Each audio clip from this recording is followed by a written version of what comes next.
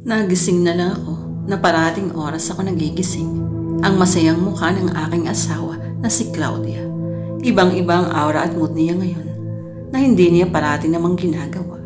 Ang masayang ngiti at maaliwalas niyang mukha ang magbigay ng kilabot na lang sa akin. Bihis na busy at naglagay ng makeup na para bang may napakamahalagang okasyon sa araw na ngayon. Ako si Jake Madrigal at siya naman ang asawa kong si Claudia. Pareho kaming 43 years old at nagtatrabaho ako sa GMH company at karaniwan akong umuuwi gabi na kahit ang asawa ko na lang naiiwan mag-isa sa bahay.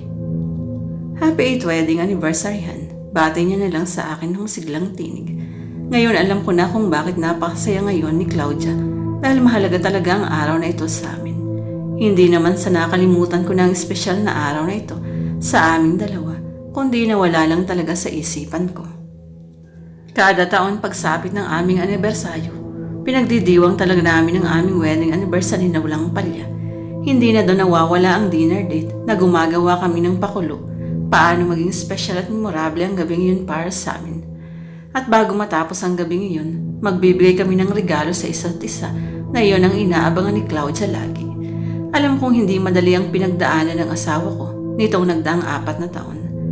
Nakuna na muli si Claudia sa pangtatlong sana namin na anak at labis siyang na-depress na halos isang buwan siyang tulala at hindi makausap ng maayos.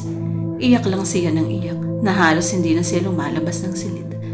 Nalugmok siya sa pagkawala ng anak namin at alam kong napakahirap para sa kanya ang kanyang pinagdaanan ng sandaling iyon. Nahirapan din ako, nasaktan rin ako dahil nawalan din ako ng anak. Masakit na ilang taon na kami naghihintay para sa biyayang iyon pero wala pa rin. Ganoon siguro. Sinabi ko sa asawa ko na kailangan naming tanggapin ang lahat dahil baka yun talaga ang plano ng Diyos sa amin. Baka hindi pa namin oras. Baka sa tamang panahon, ibibigay din iyon sa amin. Makalipas ng ilang buwan, nagamutan sa asawa kong si Claudia. Bumalik na rin siya sa dati pero nagbago na ang lahat. Hindi na siya kagaya ng dati. Hindi na siya palangiti at masayahin. Parati na lang siyang tahimik at naging kakaiba rin ang kanyang kilos. Naging malamig siya sa akin na para bang nawala ng sigla at tabang sa pagsasama namin na halos hindi na kami gano'n nag-uusap na dalawa sa iisang bahay. Nanibago ako sa kilos at pakikitungo sa akin ng asawa ko pero tinanggap ko yun. Inintindi ko siya dahil baka nasa parte pa lang siya ng paghihilom ng pagkawala ng anak namin at babalik rin ang asawa ko. Naghintay ako. Ang araw naging linggo, ang linggo naging buwan, at ang buwan naging taon. 3 taon na ang nakakalipas, simula ang pagkawala ng anak namin, hindi na nagbago ang pakikitungo sa akin ng asawa kong si Claudia. Happy anniversary, matabang na lang nasagot ko at pinakita niya lalo ang matamis ng ngiti sa labi. Halika na, maghanda ka na at naghanda ako ng masarap na almusal sa ibaba. Bago pa man ako masagot, hinaplos ni Claudia ang balikat ko at laglakas na siya palabas ng silid. Nakinasunod ko na lang sa kanya ng tingin. Tiningnan ko na lang ang nilabasan na pinto ng asawa ko bago ako napagpasyahan na bumaba sa kama para makapaghanda na. Pagbaba ko sa unang palabag, naabutan ko na lang si Claudia na naghahanda ng pagkain sa pagkainan. Naging normal lang ang pagsasalo namin ni Claudia ng agahan, kagaya ng araw-araw namin ginagawa. Hindi nagkikibuan hanggang matapos lang kaming kumain na para bang hindi kami magkakilalang dalawa.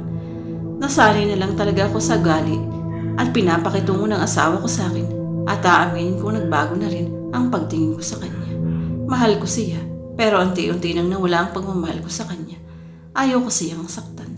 Gusto kong sabihin sa kanya na makikipaghiwalay na ako sa kanya ngunit wala akong lakas ng loob na sabihin ang bagay na iyon. Ayaw kong sirain ang magandang mood niya ngayon.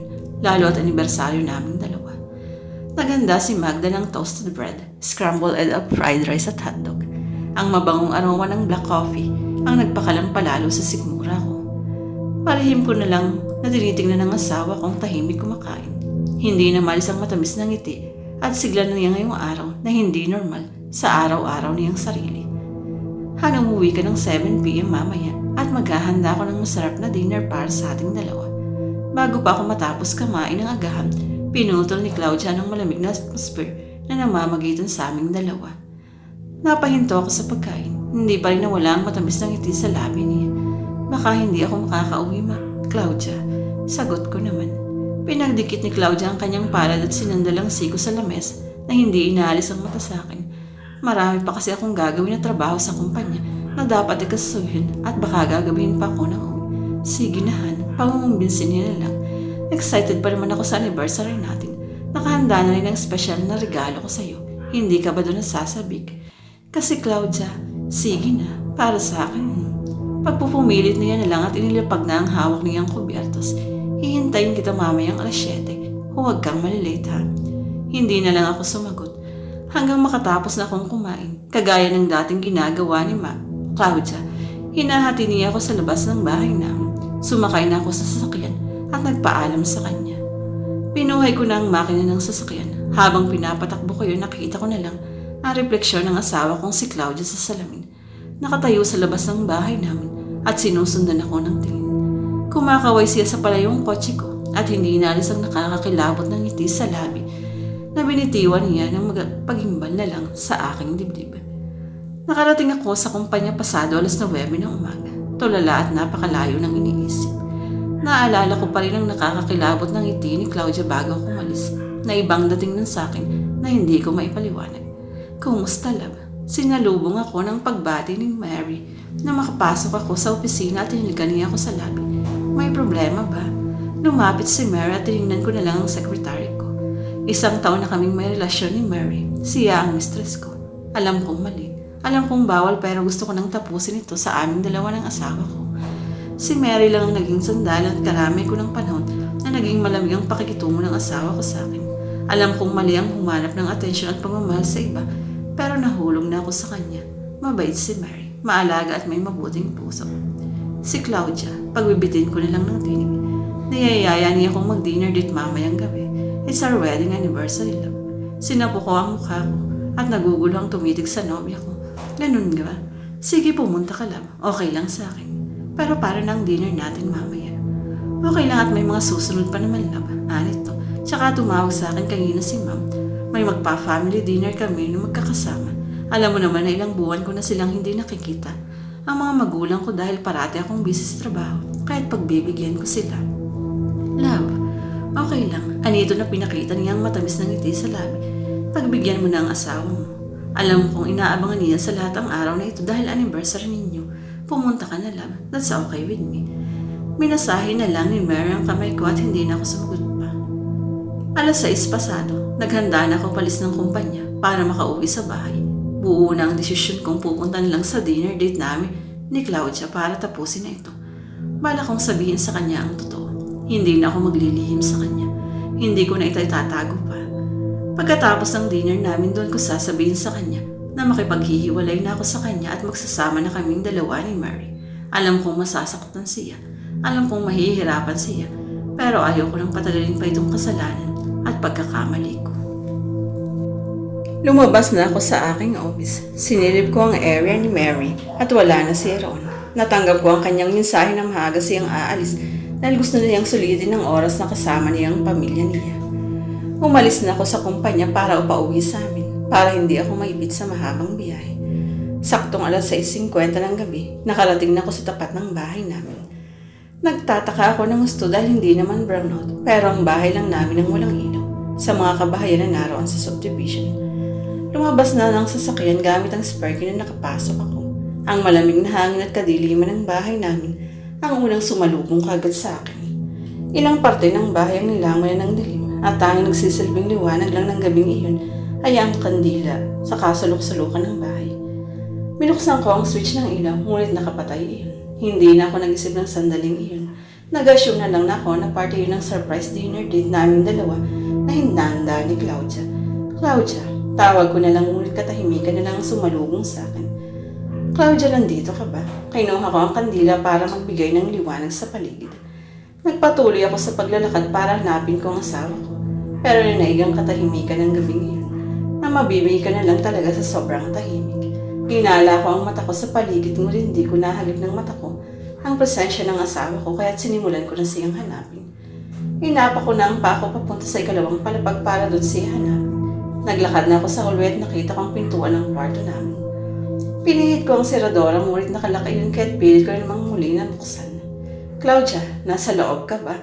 Mabuti naman at nandito ka na, Hana. Ang salita na lang sa likuran ko ang magpatigil na lang sa akin. Nakita ko si Claudia na nakatayo sa likuran ko at binigyan niya ako ng isang creeping ngiti. Bakit nakapatay ang mga ilaw? Hindi ko pinahalata, pero nawiwirda na ako sa kinikilos niya. Parte ito ng surprise ko. Kalmado niyang tinig. Bakit nasarado ang pintuan ng kwarto natin? Tanong ko pa. Gusto ko sanang pumasok dahil gusto kong maligo at magpalit ng damit. Wika ko pa at pinakita niya ang ngiti sa labi. Nandyan kasi sa loob ang surprise ko sa iyo, ha? Kaya nakalakang pinto. Hindi naman maganda na makita mo na kagad ang surprise ako na hindi pa tayo kumakain ng dinner. You don't want to spoil the surprise, do you? Dinala ako ni Claudia sa guest room. Doon ako naligo at pinaghanda niya ako ng damit na may susuot samantala naman. Si Claudia ay nasa ibaba na dahil malapit na raw matuluto ang masarap na ulam na hinanda niya sa dinner namin. Bumaba na ako at pumunta sa dining area. Nakaset up ng dining table ng pinggan at mga kubyertas at bote ng champagne.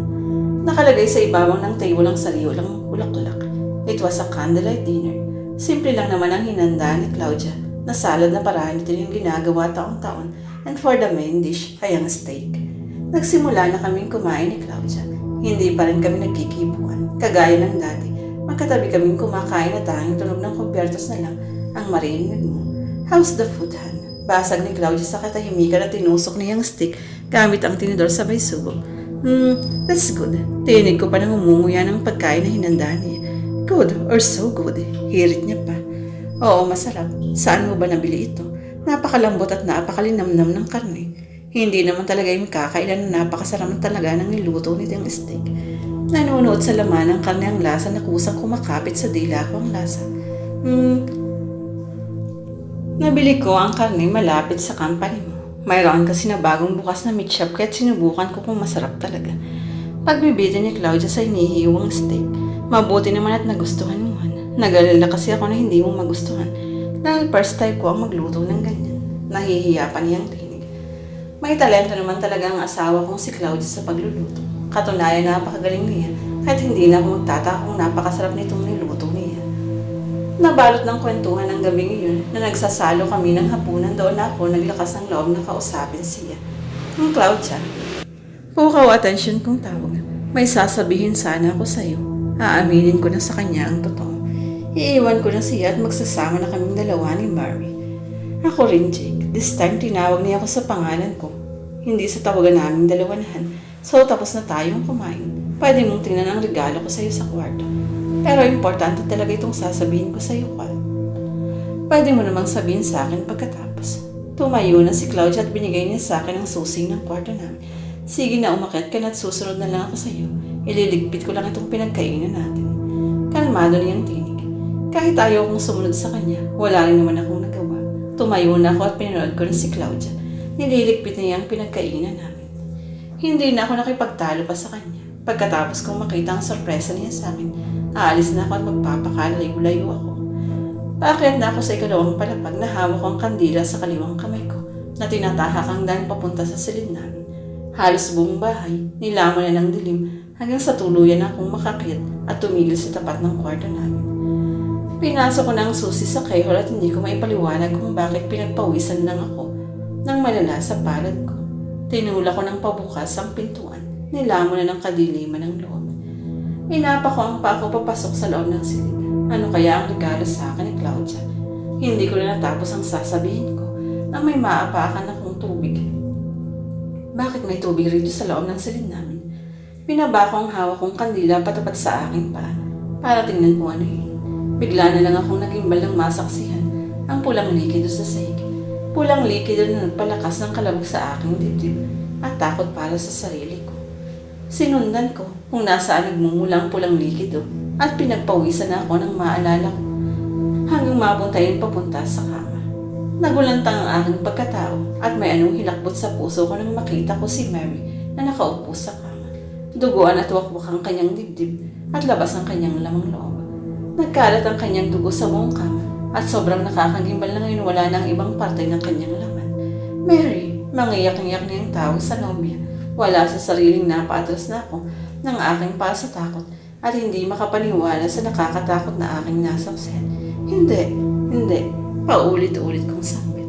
Hindi maaari.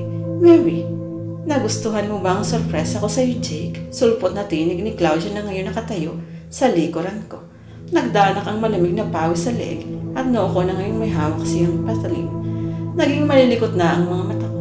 Bigla na lang nanigas ang mga paa ko. Gusto kong tumakbo pero hindi ko magawa. Labis na sindak. Hindi ako mapag-isip ng matino sa labis na takot. Matagal ko nang alam, Jake. Matagal ko nang alam na niluluko mo ako at balak mo akong iwan. Hindi ako bulag, Jake. Hindi ako bulag para hindi ko maramdaman ang lahat ng mga ginagawa mo. Panimula niyang tinig at parang nababaliw sa harapan ko. Kanina tinawagan ko si Mary para mag-usap kaming dalawa. Buti na lang talaga, nasarapan ka sa kanya. Anong ibig mong sabihin? Pawis ang tanong ko. Naguguluhan sa ibig niyang ipahawatig kanina. Kanina, sarap na sarap ka pa nga habang sumasalo tayo ng dinner. Si Mary yun, Jake. Napakurap na lang ako sa aking mga mata. Napakasarap ng steak, diba? Naubos po pa nga eh. Napakasarap talaga ng laman ng tao. Sobrang lambot at napakalinamnam. Parang umakyat sa lalamunan ko ang mga kinain ko na gusto kong dumuwal sa pandidiri nang marinig ko ang lahat ng sinabi ni Claudia. Hindi maaari. Gusto kong paniwalaan na mali ang mga narinig ko. Gusto kong paniwalaan na hindi totoo ang sinabi niya. Pero sinasabi naman ang utak ko. Posibleng totoo nga dahil wala halos ang ibang laman ng katawan ni Mary. Niluto niya yun sabay pa namin pinagsaluhan kanina. Tinignan ko sa huling pagkakataon ang patay na bangkay ni Mary sa ibabaw ng kama. Dilat na dilat ang kanyang mga mata at gumuhit ang sindak sa labis na trauma bago siya namatay sa kamay ni Claudia. Dinuwal ko lahat ng mga kinain ko sa isang tabi. Diring-diri at hindi ko alaklain. Nakakain ako ng mismong laman ng tao. Ang nakakagimbal pa doon ay laman ng taong mahal ko. Si Mary. Parang nababalo na malakas na tawa ni Claudia. Ang kanyang pagtawa, nakakakilabot at nakakatakot. Hinang-hina nang mapatingin ako sa kanya. Hindi ko matig ng aking sikmura na kumain at nasarapan ako sa laman ng tao. Hindi ako makakapayag na mawala ka sa akin, Jake, at iwan ako. Kung hindi ka man mapapa sa akin, hindi ako